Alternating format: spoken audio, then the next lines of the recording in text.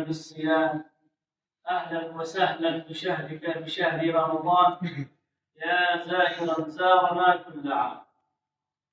كان النبي صلى الله عليه وسلم يرغبنا ويحثنا على الاجتهاد في الطاعات والقربات في هذا الشهر، فكان يقول: أتاكم شهر الصيام، شهر تصفد فيه الشياطين ومردة الجن، شهر يكبر الله عز وجل فيه الشياطين، شهر يكبر الله عز وجل فيه مردة الجن، تفتح فيه أبواب السماء.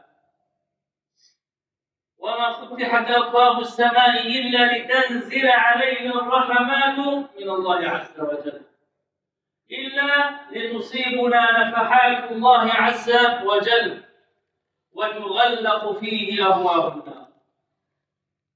وقال صلى الله عليه وسلم مرغبا إخواني بالاجتهاد بالطاعات في هذا الشهر: من صام رمضان إيمانا واحتسابا غفر له ما تقدم من ذنبه. وفي رواية: من قام رمضان إيمانا واحتسابا غفر له ما تقدم من ذنبه. ومن قام ليلة القدر إيمانا واحتسابا غفر له ما تقدم من ذنبه.